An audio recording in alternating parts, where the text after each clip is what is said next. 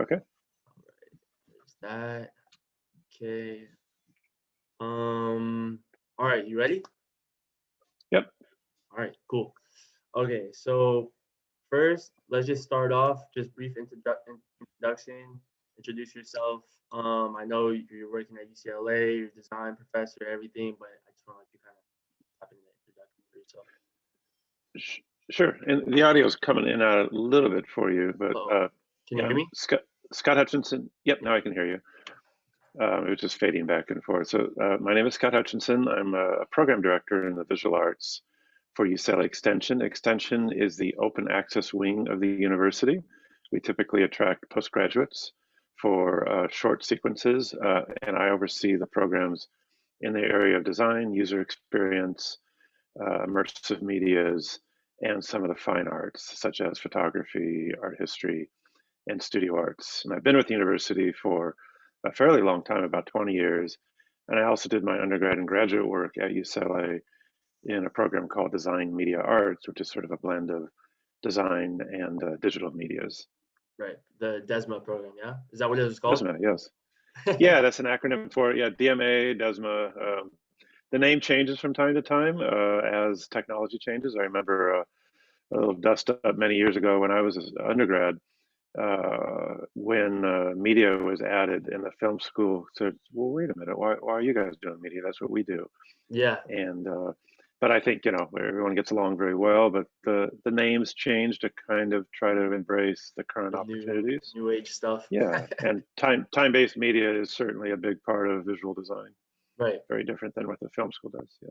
Yeah, it's yeah, I mean, I can only imagine. That was one of the questions I wanted to ask you is um how have you kind of seen that evolve since from when you were there, because you're a strong Bruin alumni. You've been there the whole the undergrad, the masters, the teaching.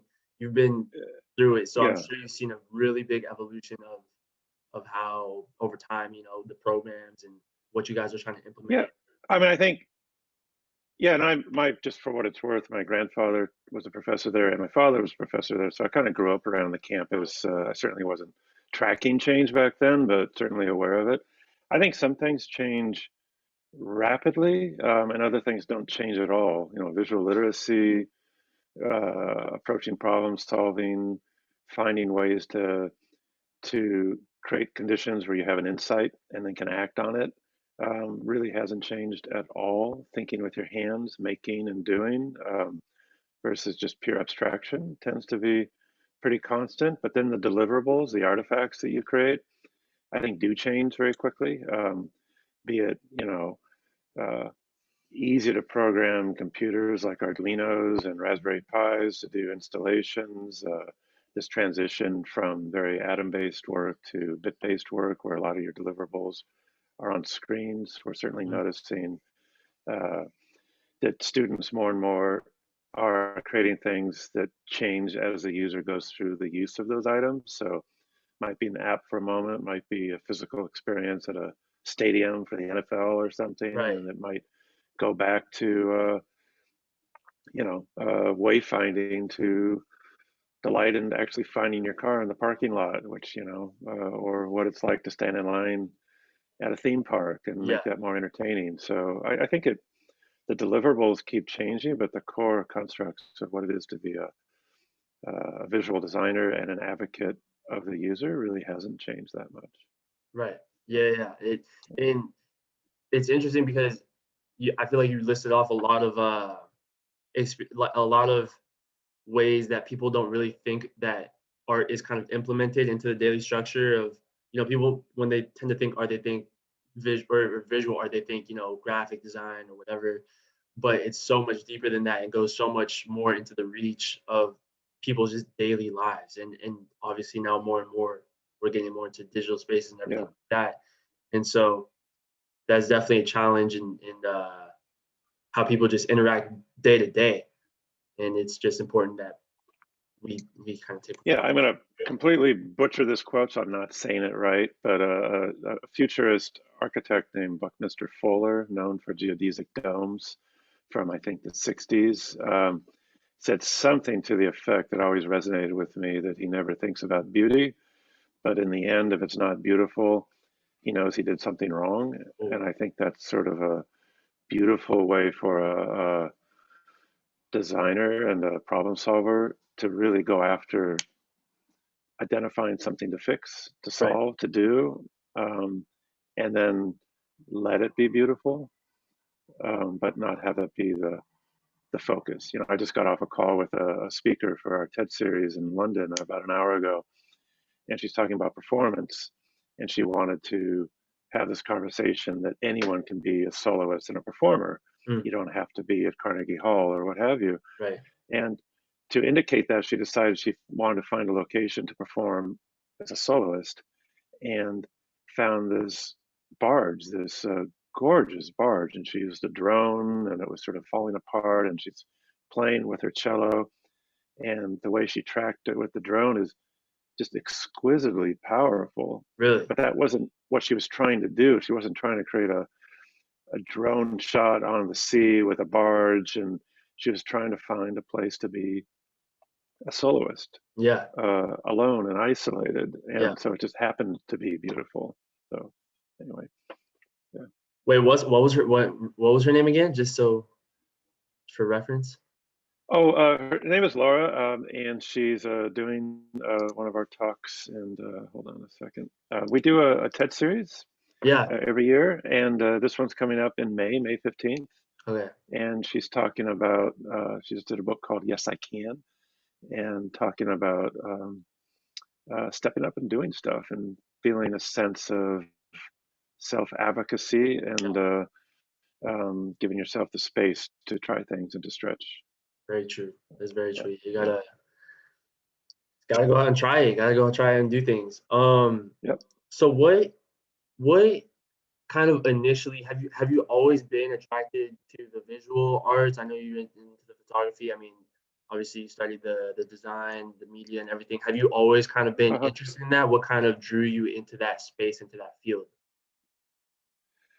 Um, yeah, I think I was always interested in the technology side of design. I'm not a good illustrator, and I never really wanted to put a pen to paper and create fine art. A, because I would be horrible at it, and B, it just really didn't drive me. But working with other people, and at the time using a camera to capture things, and at the time when I was an undergrad, I got picked up by a fellow undergrad that worked at a famous design studio called Saul Bass Yeager, which is he was a real pioneer in the design field, tile design and graphics and posters. Um, and this gentleman became my partner, Tin Yen, and he would pick me up to bring me in to do photography. Nice. And I just really liked coming at it from that angle and do some sort of special effects photography that took some Photoshop and things and layering and setups to cause the image to happen. And Right. then seeing how he integrated that to commercial design made me interested in kind of the whole picture. So I don't feel married to any area of it, but I love communicating through systems and visuals, Right. and using whatever technologies I can get my hands on. Yeah. I don't think I spend enough time because I'm too busy doing kind of production stuff to learn and stay current with areas that I think are really exciting, like programming with Arduino's, installations. Yeah. I built something called a CNC machine to cut out things, and have a 3D printer, but I don't use them. Uh, I have to kind of have a project that needs that for me to do Right. it, because Right. I haven't figured out how to carve out the time to do it. Right. So those are frustrations, but they're very enticing to me. So I keep thinking I will find ways to do that. Yeah. And you can only blame yourself for not carving out. Look at you. You somehow carved out time to do a master's. Yeah. Um, but that may also be pulling you and causing you to do this conversation and things that you're doing now, because you have a degree sitting behind it and people saying, "Where's my stuff?" So I think it's hard when people aren't asking for something to do it yourself, and that's hard for all of us to stay current. Yeah. Yeah. Especially. Yeah. Yeah.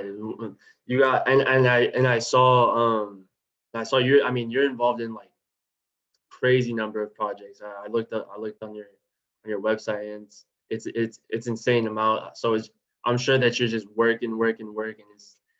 So Well, yeah. how like how do you manage your time? How do you go about that? I mean, if you're involved in so many projects and everything like Yeah. I mean, I am and I'm not. I think what I sometimes tell students, and I try to do it myself, is maybe have three balls in the air. that.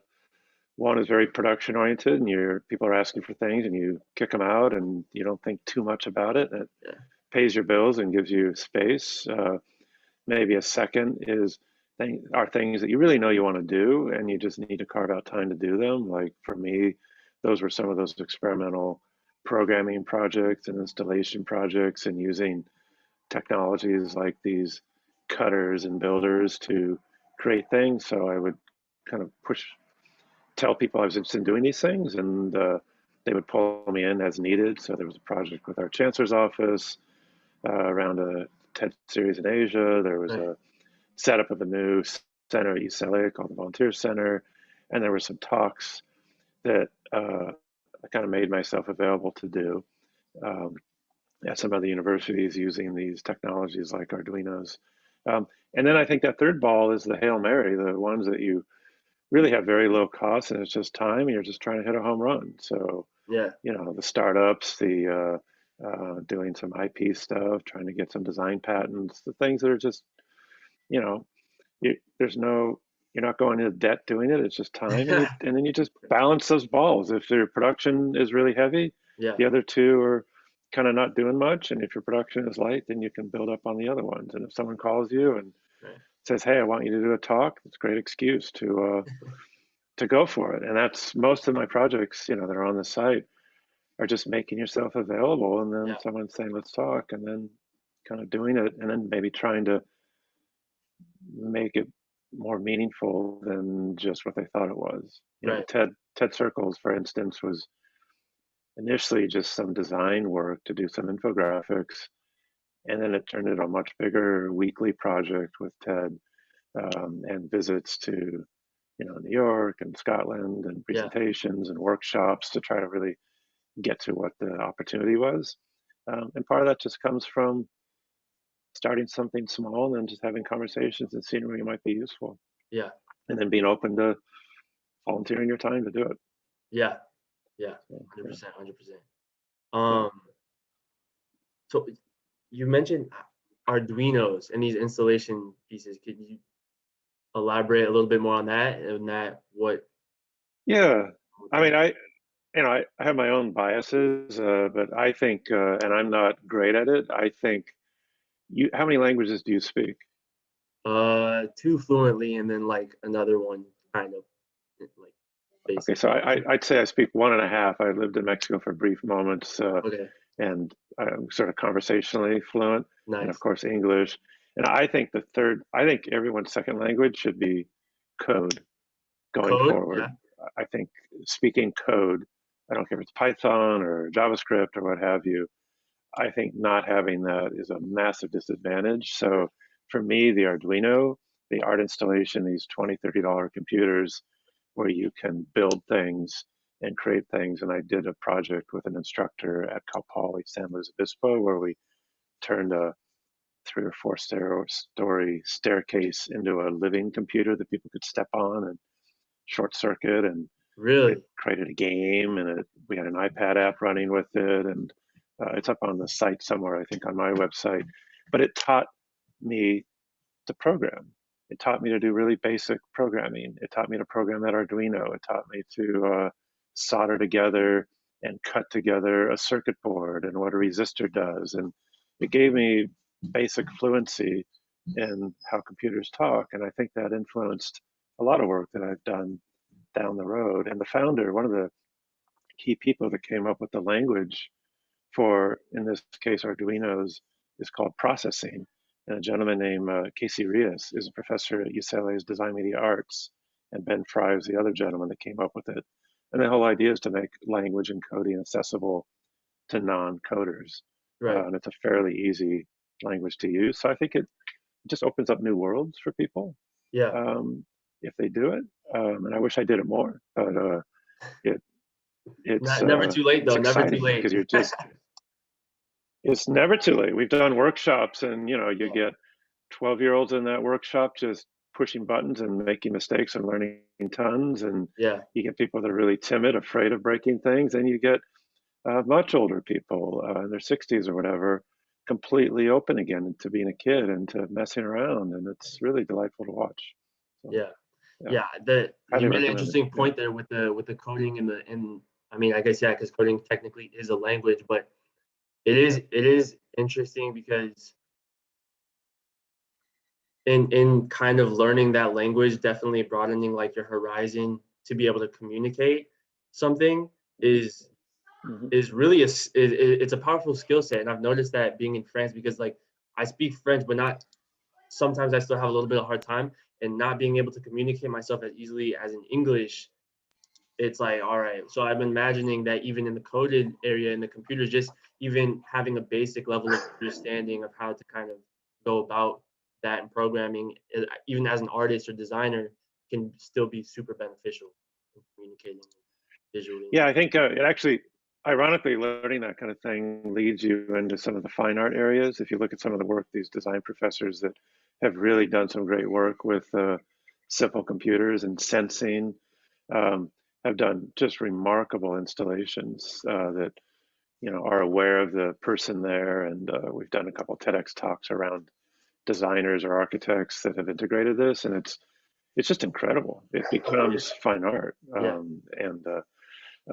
and it fits beautifully into design. Think about haptic, your phone vibrating, and what does it look like when you design an interface for a car and the seat vibrates to tell you you're getting too close, or turn right, turn left, or you're falling asleep, or what other design ideas could you have that are sound based, uh, touch based. Yeah. Um, Crazy. no one's done smell. As soon as you figure out a way to do smell, you've hit all the senses. I don't Smell. I Yeah. don't know That's if I want to yeah. be part of that Yeah. conversation. Yeah, yeah. But But taste yeah, too. it's Well, I guess smell and taste are kind of interlinked, but yeah. I mean, one of our speakers, Don Vaughn, did a TEDx for us. It was fairly well viewed. His PhD in some part of the brain sciences at UCLA and neurology.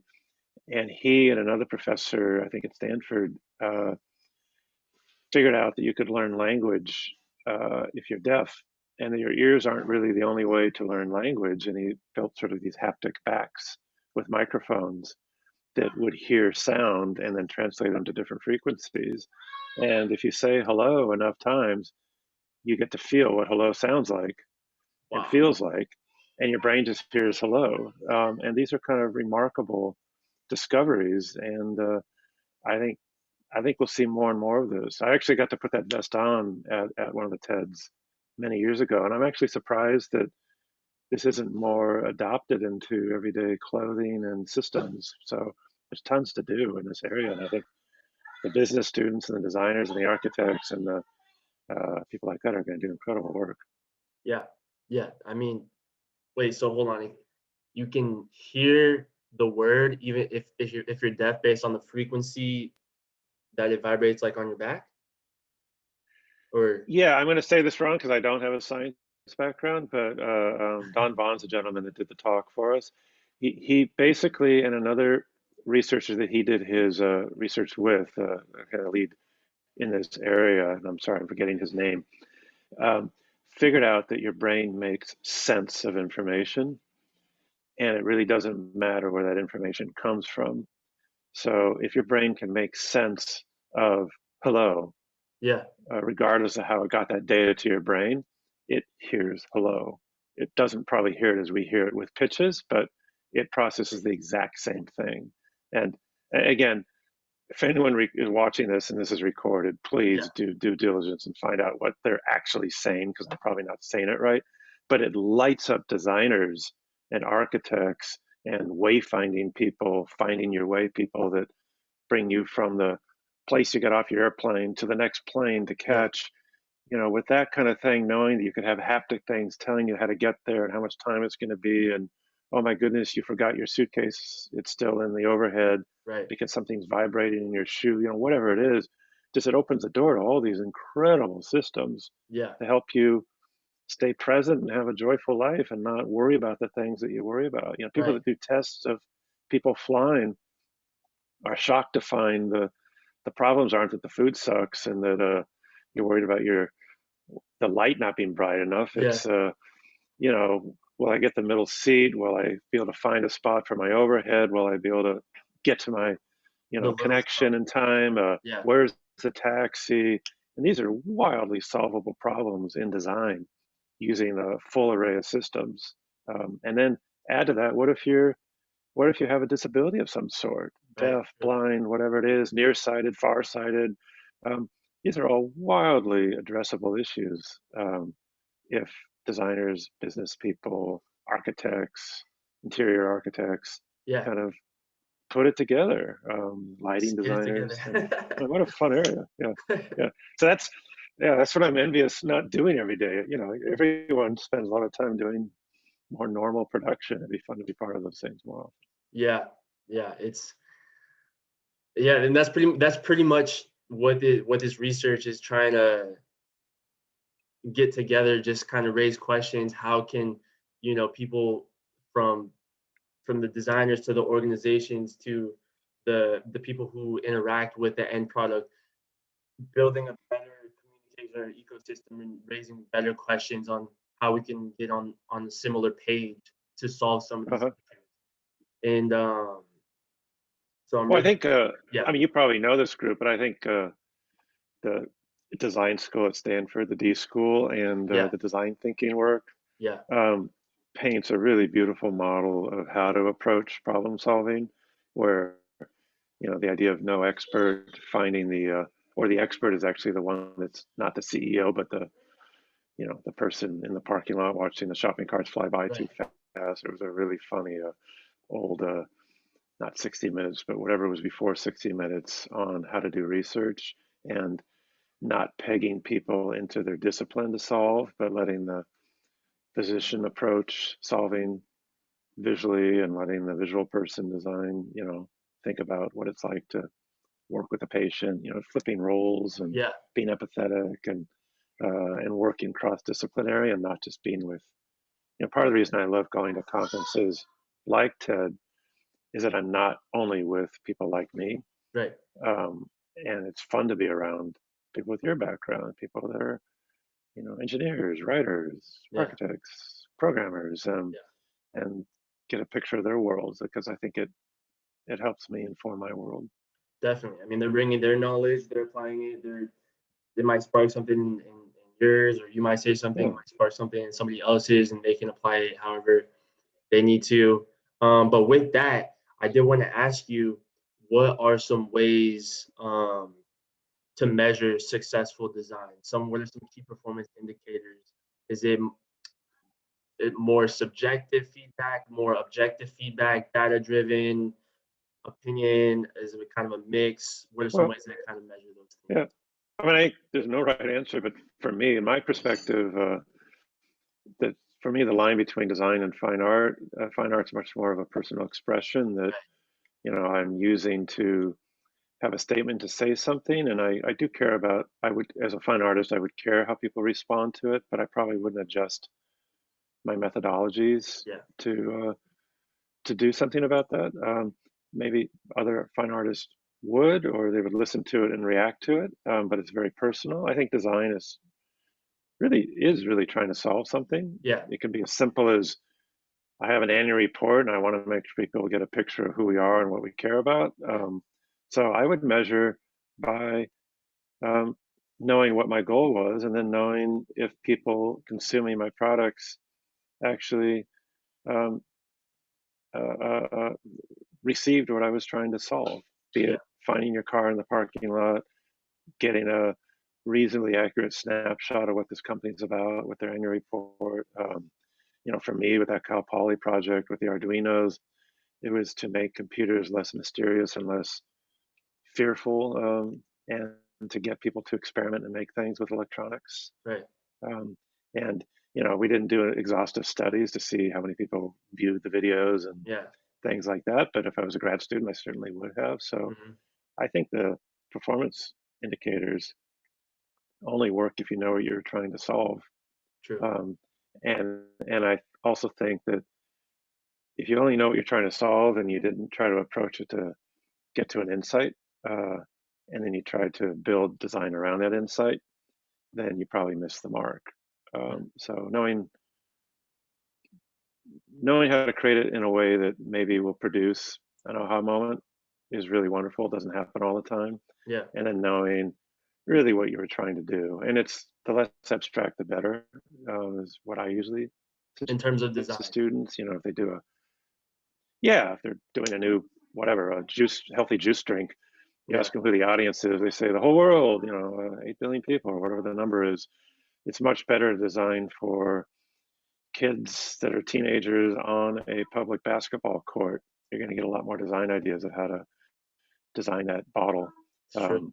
from a clean perspective to remembering it to having it with you to whatever it is, Yeah. to what's inside it, than designing a juice for the whole world. So being Right. Yeah. specific Yeah. is Very, yeah, nice too. specific. Yeah. Definitely. Yeah. And I'm sure that's part of your business Yeah. work that you know better than I do, is you have the more you target personas and markets, the more the Right. ideas come out. Yeah, definitely. Well, yeah, because if you're just targeting everyone, You're it doesn't targeting work. nobody. Knowing Yeah, who, yeah, what their yeah, specific needs are, what their specific problems are pertaining to that market or niche yeah. or industry, it makes things a lot easier to then think and bring about solutions or, Uh-huh. figure something Yep, out. totally But it agree. is interesting because I also am studying at UAL at Central St. Martin's on their design program, and so it's been really interesting seeing that kind of the differences, like working with some of the art students and working with some of the business students, and how just the different ways of thinking and how they approach certain like problem solving and everything like that. Uh-huh. Um, I mean, I think the yeah, people that are really open and curious, from all the different profession sides, are the ones that are just so exciting to work with. And I think the great projects come out of that. And the ones that kind of divide up the pie and say, well, this is my area, this is your area, yeah, go back in a corner and come back with something, leaves so much on the table. And I think there's a time pressure that causes that kind of behavior. And if people like you can find ways to solve that time problem and let us have moments of collaboration and yeah, openness, I think a lot of discovery would happen that otherwise doesn't happen. yeah. Um, Um, it's what out of cause just because you don't worked on so many projects, are there any projects that I know you mentioned the Arduino one? Are there any other projects that kind of really stood out to you that were really was like, or you after that it was like, wow, like that was really some new insight or some new, that really just sparked I something with you. I mean, I think they all do for different reasons. I Yeah. think the volunteer center one at UCLA was really fun for me Hmm. because it was my first experience working. We There's a lot of people at the university and there's a lot of Yeah. hierarchies, and I'm just a regular worker bee at the university. I'm not a Yeah. chancellor, but that particular project was working with the assistant chancellor at the time, who had a lot of clout to cause things to happen, and I had her ear, um, and had a lot of very kind of compelling reasons to do things in certain ways on the build of this thing. So I found that I could get to the right audiences and put together compelling stories and presentations on what the opportunity is that I don't think I would have had Mm. going through the normal layers of bureaucracy that Yeah. exist at a university like that. With, this was my boss's boss's Right. boss's boss, Right. probably. Um, so it made me realize that you really have to punch through the noise. Yeah. I'm not calling my bosses are not noise. I love the people I work with, but to be able to be in those moments, and I think the TED Circles to some extent was like that too, because it's working with the TED leadership, um, give you an opportunity to really do things. Yeah. But I don't think you have to always be working with the CEO to cause that. But you really do have to have a compelling product that screams that story. And I Right. think my sensor example with Don was an eye opener for me, and because he developed a widget, and the gentleman he worked with, that actually proved the idea of how the brain accepts information. And Yeah. once that's been proven, it's like Opens up scientists a in the whole, lab. It just opens up everything. So I think those are big moments for definitely. me. And then, yeah, I think, and then currently for us, it's kind of the mystery of how we're going to launch an immersive media center at a UCLA Extension, Yeah. which involves AR and MR and Right. VR and haptic. And, are we teaching in these environments? Are we teaching them how to create in these environments? What's the blend? What are the technologies that we're going to use to deliver? What are the technologies we're going to use to help people know how to do it? I think most people that go into that area right now are a little more on the computer science side, and we're Yeah. coming at it more like a film school Mhm. student would be using the equipment to tell stories. So figuring that out is a challenge for us, but I think kind of fun. So I'm having a That's a blast totally new talking to people frontier. Yeah. about it. Yeah, we don't know. We know there's something there. We don't know quite how to do it, and that's kind of fun. Yeah. Yeah, and that's exactly what I wanted to ask you because you're just because you brought up the whole media, the new media center and everything like that, Mhm. because it is still a very new frontier, and it seems like we're definitely way moving more into these digital spaces with places like Discords, Twitch, streaming, Mhm. like virtual reality hangouts and everything like that. So, what do you think are some ways? Um, how has that kind of affected human interaction in general versus general face-to-face contact? And what are some ways that good design can be implemented into those to better facilitate human interaction, especially like in the work from home culture and stuff like that too? Yeah, that's a great question, and I don't know, but I know that people are going to start having answers in that space. I mean, this remoteness that we've all experienced with COVID, and being purely digital, like this Yeah. conversation right now, um, in some ways is wonderful. I couldn't get out to France right now to talk to you, Yeah. and this feels fairly natural to me. But in other areas, it feels very unnatural. We just Right. did a panel discussion, and it feels like you're talking into a tunnel. And I know that AR and VR and systems like, high fidelity and these other ones that are sound based are going to have big impacts.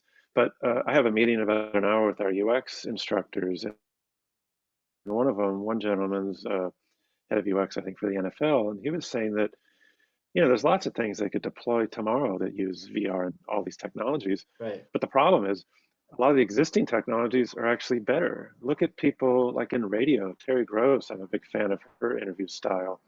My understanding is that she intentionally uses voice and doesn't have the other person in the room, and Mm, you're just completely immersed in the sound and conversation. And yeah. I would guess that adding video and adding technology would actually hurt the experience of being present in her interviews. So how do you how do you use these things in ways that actually are additional or ands to bring you closer to the experience Right. than push you away from it? And I don't think a lot of people solve that. I think I have a headset behind me.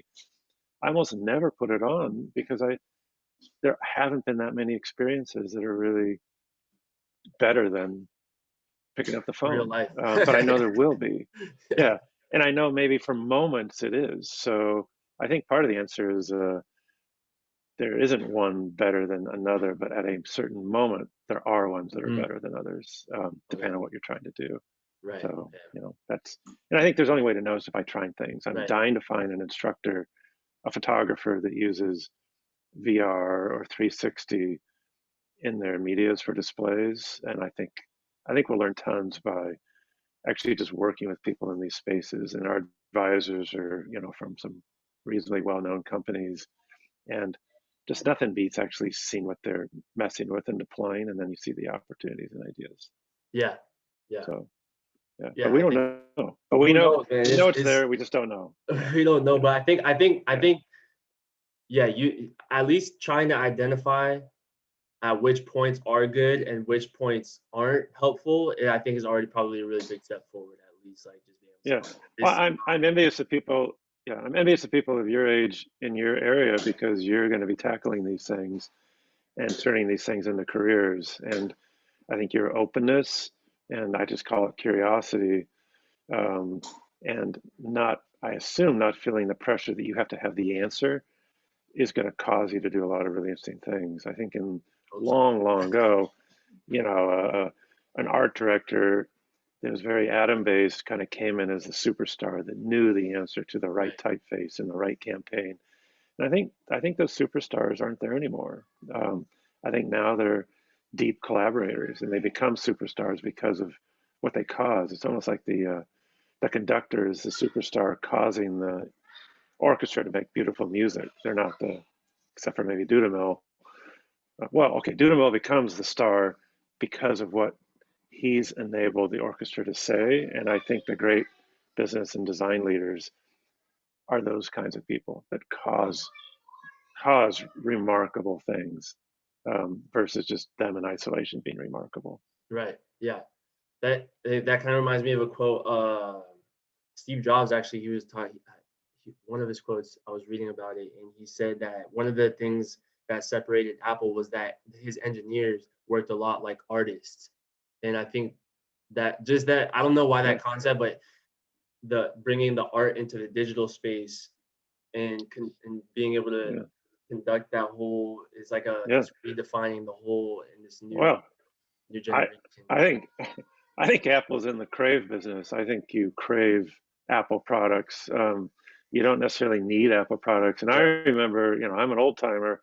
I remember going to the Saul Bass Studios, and if you had PCs, and back then it was Quark Express and PageMaker, Yeah. your box was under your table, and if you had a Mac, your box was taking up precious real estate on your desk because you were showing it off, and it was taking up space. You didn't have Yeah, room for your yeah. paperwork, but you were so proud of having that Mac, and I think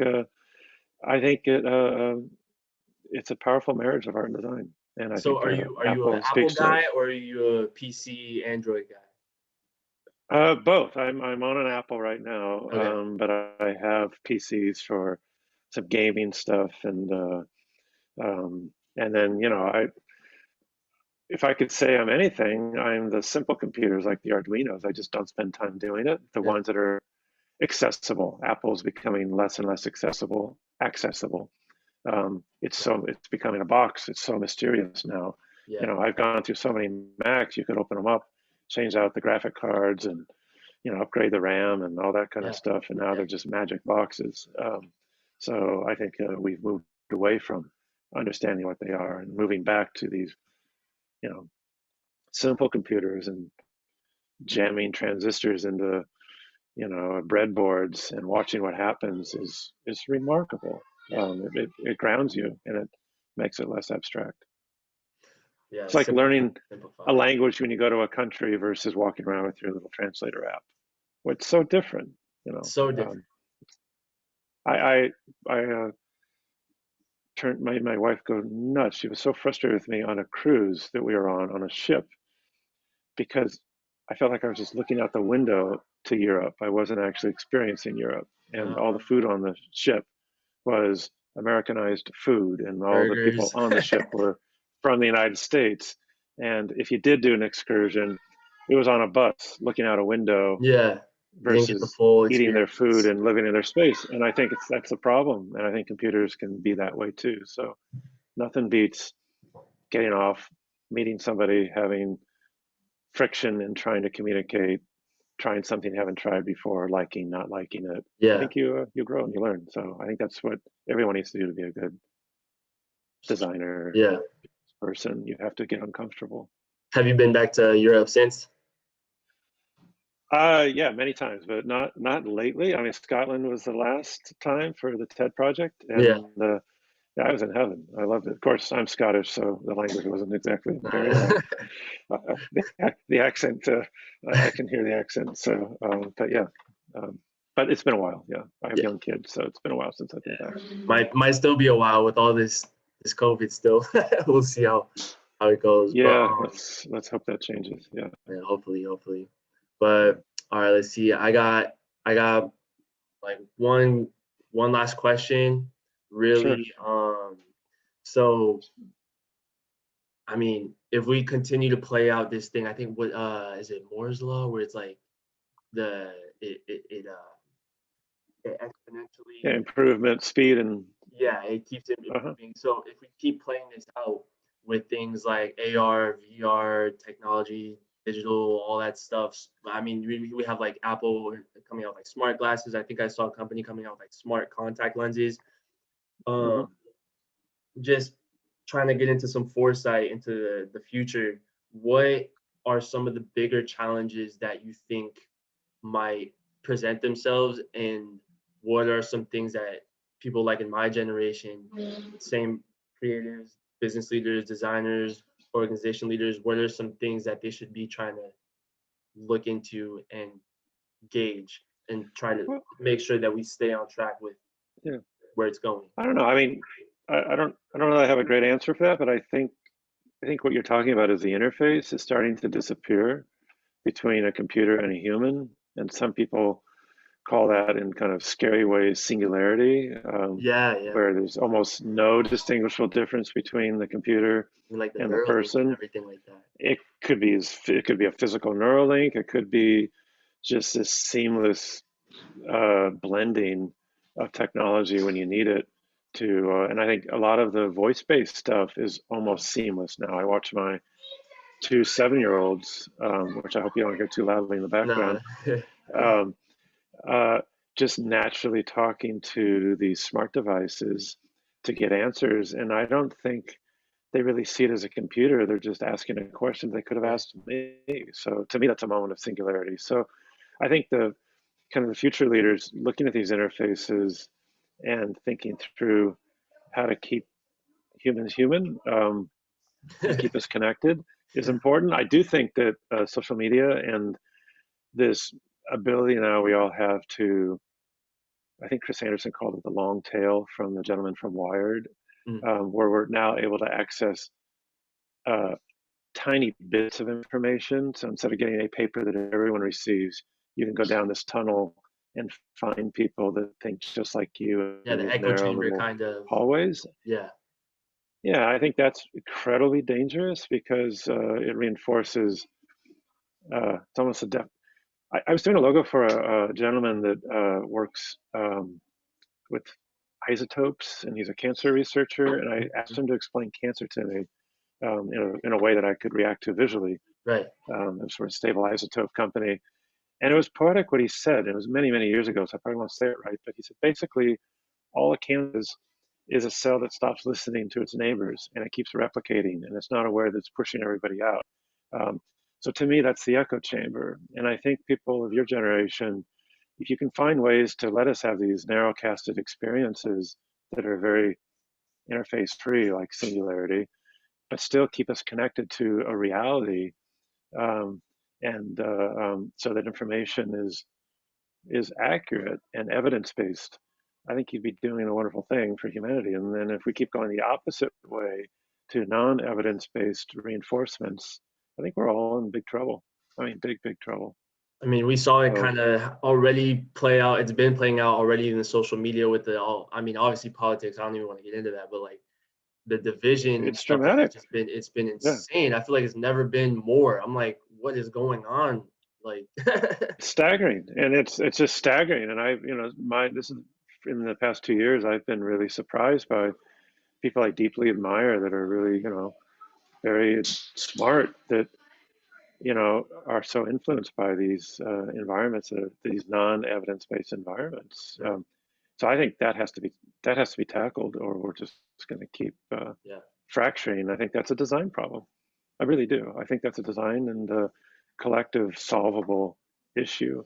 Um, so I think that's part of the biggest thing. But I think to directly answer your question, I think the interface is disappearing because it's Mm. becoming invisible. And just like when you walked in your room today, you didn't think about how to open that door. It Yeah. just was intuitive. Yeah. I think these digital experiences are just going to become more and more intuitive And it and just is transparent gonna and happen invisible. anyways. Kind of regardless of what we do. You should. Well, through great intention, they're going to happen Yeah. Yeah. through great designers and business leaders Right. finding ways so that that NFL thing, you're not consciously, okay, I'm going to go into VR, but at that Right. moment for the replay, you quickly are in VR to see if that ball went across the line or whatever Yeah. whatever the scenario is. I think those are the things that the really powerhouse people are going to solve. So it'll be fun to watch. Yeah. Man, well, we got some good info. We got some good info here. Some good questions. Some good things to think Yeah, about in thank the you. Good, future. great questions. Yeah, it's fun. I'm curious. I want to see your other interviews, and you're asking some great questions. I appreciate Thank you. you Yeah, I appreciate it. Yeah, letting yeah. me It's letting me. been it was yeah. Um, Great, but yeah, thanks again. I will definitely keep you of course. posted on the future interviews. I got a couple more that I'm still trying to lock in. This was my first one, so I was kind of nervous, Okay. but Well, I think you did a great job. You got me talking, and that's great. So I'll enjoy listening more than talking on the next ones, and see what okay, you do. I got it, we got it. All right. But all right, well, hey, have a good rest of your week, and we'll talk soon. Thank you. And yeah, Sounds great. Thank you. all Talk soon. right, have a good Appreciate one, it. Scott.